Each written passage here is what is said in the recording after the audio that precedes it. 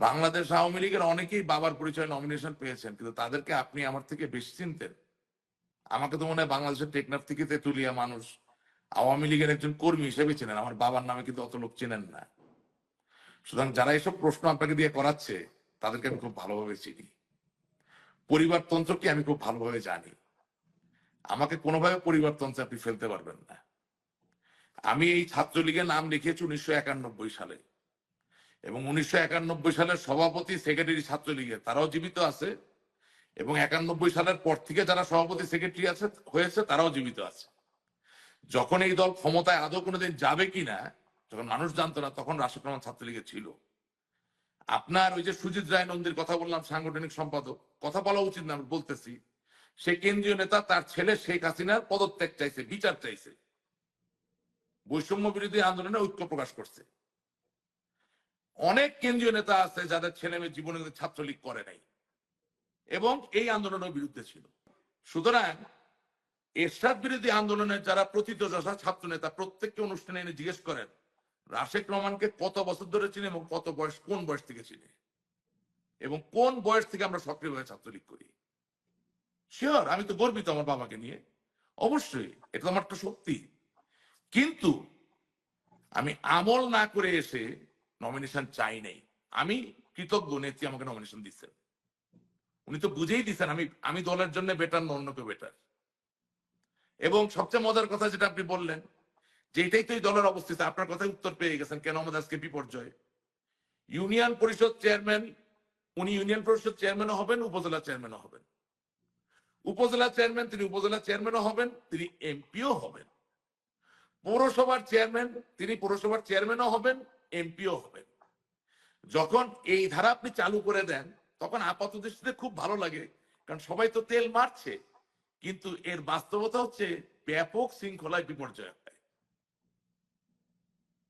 এবং যারা পরিবারতন্ত্রের কথা বলতেছেন, আমি আবারও তাদের কাছে বিনয়ের সাথে প্রশ্ন করতে চাই যে পারিবারিক পরিচয় দিয়ে যারা এবার নমিনেশন পেয়েছেন, তাদের সাথে আমার আওয়ামী লীগের পক্ষীয় কাজের যদি আমলনামা বিচার করা হয়, আমি কোথায় আর তারা কোথায়?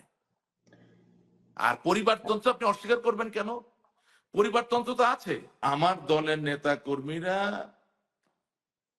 আওয়ামী লীগের কর্মসূচি পালন করার জন্য প্রস্তুত,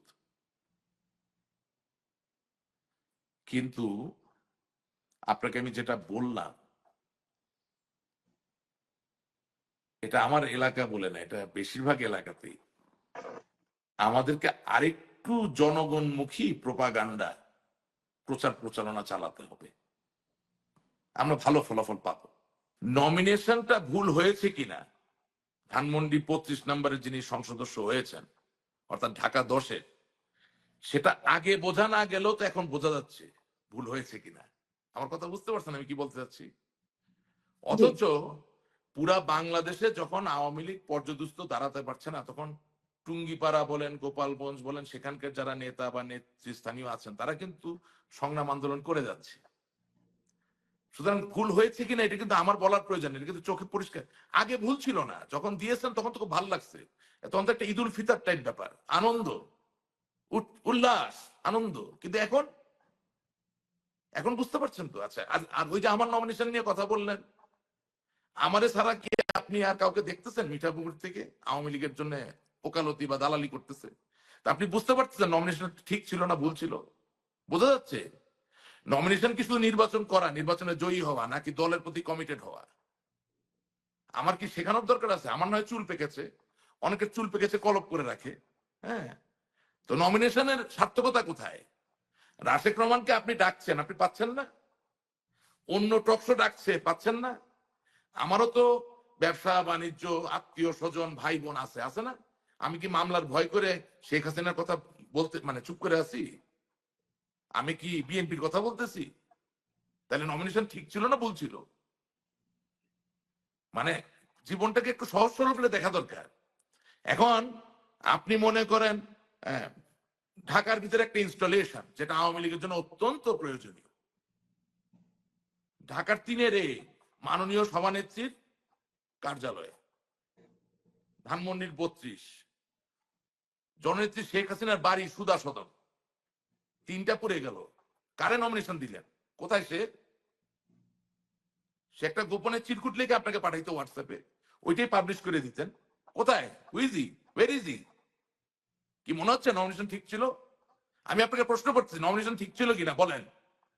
নমিনেশন কি শুধু এমপি হওয়ার জন্য? নমিনেশন কি শুধু পাওয়ারে থাকার জন্য? আপনি জবাব দেন আমার কথা। সে কি মারা গেছে?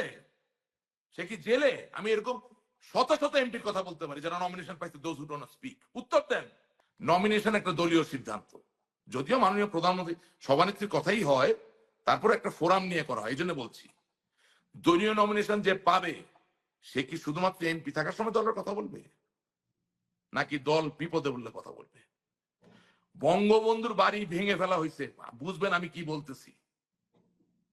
শেখ হাসিনার বাড়ি ভেঙে ফেলা হয়েছে, আগুন দিয়ে জ্বালিয়ে দেওয়া হয়েছে, ধানমন্ডির টিনে রে জ্বালিয়ে দেওয়া হয়েছে। ওই এমপি কোথায়?